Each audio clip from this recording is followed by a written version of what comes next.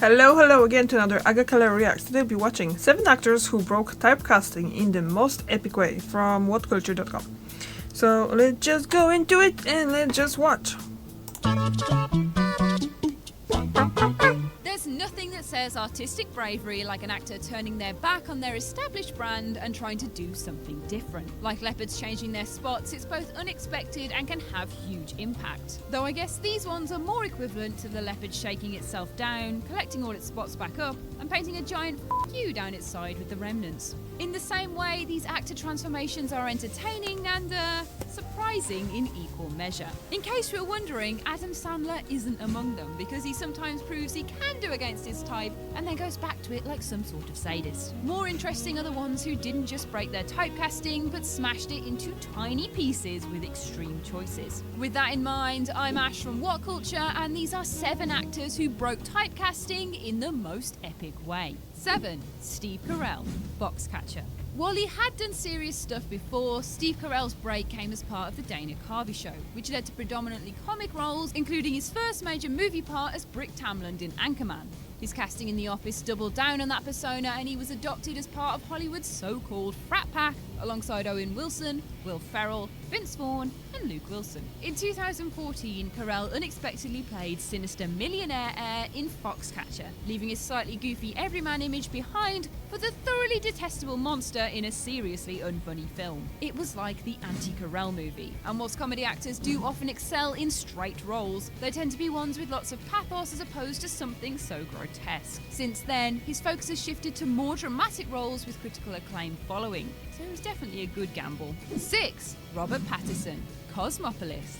When he starred in Twilight, Robert Pattinson hadn't done enough to qualify as having a type of role. Though Harry Potter fans will fervently tell you differently, as they took to his brief appearance as Cedric Diggory so intensely that he basically had the YA heartthrob image before he'd even played Edward Cullen. It was inevitable that the label would stick as soon as he became the centre of that shiny-skinned franchise. However, as the hero of David Cronenberg's mind-bending adaptation of Don DeLillo's novel Cosmopolis, he is far removed from the twinkle-eyed hero of his other films. It was so different that the inevitable hordes of Twilight fans who went to see it were I haven't seen Twilight baffled. and I never hear about this It did prove movie. to be a launching point for Pattinson to do a lot more interesting work. His CV now reads like he's actively trying not to draw any parallels with his Twilight work. 5. Jonah Hill, Moneyball.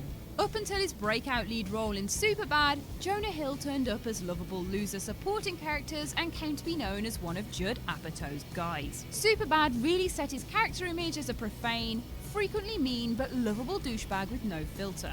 I feel you, Jonah Hill, and it looked like that would be it for him. After the disaster of his own animated show Alan Gregory, Hill turned up unexpectedly in the exceptional Moneyball, kicking off his stoner label to play sabermetric genius and Yale graduate Peter Brand. There were no gags, no opportunities for gross-out humour, and a far more subtle character all round. Hill knocked it out of the park, proving himself capable of more serious roles and transforming himself into an Oscar darling. Even still while making outrageous, literal food porn movies like Sausage Party. 4. Bryan Cranston, Breaking Bad. Up until 2000, if you saw Bryan Cranston, it was in a supporting role in the likes of Seinfeld or Saving Private Ryan. But his casting as goofball father Hal in Malcolm in the Middle gave him a career and an image. And no matter what he did in filmic terms, he was Hal, who everyone seemed to remember dancing in his underpants.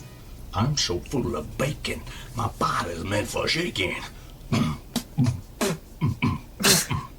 In 2008, Cranston's career was turned upside down by AMC when his clean-cut image from Malcolm in the Middle was used to establish some expectations for Breaking Bad's mild-mannered chemistry teacher, Walter White. From those early days, he became completely unrecognizable as White turned into Heisenberg and Cranston drifted further and further from his comedy image. The transformation was stunning, and he's now absolutely inseparable from the image of White, who everyone remembers cooking meth in his underpants. Some things never change. 3. Robin Williams, 1 Hour Photo. From Mork and Mindy onwards, Robin Williams was an affectionate goon, doing voices and embodying all cartoonish characters.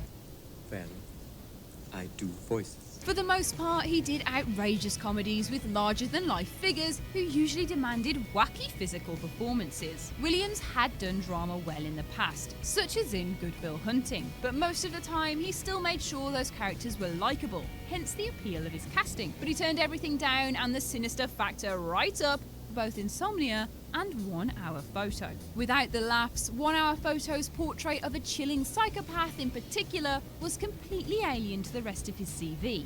In place of mugging was a spine-tingling quiet and calm as his earnesty became something altogether more terrifying. He slipped into the role with scary ease. Let's be honest, it was scaries. Scary ease. 2. Daniel Radcliffe.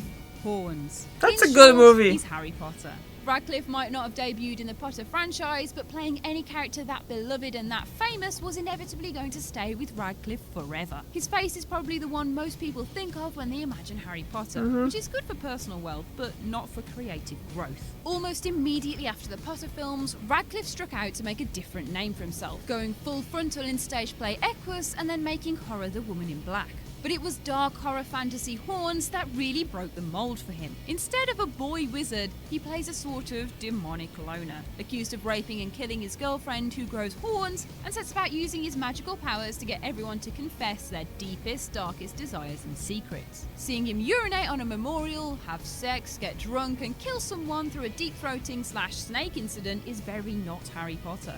Or at least you'd think. There's some strange parodies out there. 1. Elijah Wood, Sin City. Like Daniel Radcliffe, Elijah Wood was typecast by success of a billion-dollar franchise. In this case, the Lord of the Rings. He'd already made a name for himself in earlier roles like North and Flipper, but playing Frodo Baggins essentially burned the image of Hobbiton into him like the burning writing inside the One Ring. Wood went really, really dark for Robert Rodriguez and Frank Miller's Sin City. At the polar opposite end of the morality scale to Frodo, he played demonic cannibal murderer Kevin, who ends up being killed in the grisliest way possible.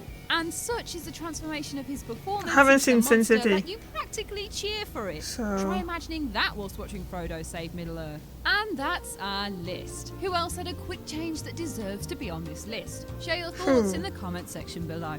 I've been Ash and this has been What Culture. Make sure to It's a good subscribe question. to the What Culture YouTube I think they channel had for a- more that's a lists very like good this. list. And don't forget to visit whatculture.com for daily news and articles. Thanks for watching. The Force is with You're us. welcome. What Culture Star Wars is... Okay, so what do you think about this list? I think that was very thorough and very good list. So I'm trying to think who else kind of like. I think Jim Carrey, isn't it? Maybe. I don't know. Okay. Anyway, thank you very much for watching. I'll see you tomorrow. Bye.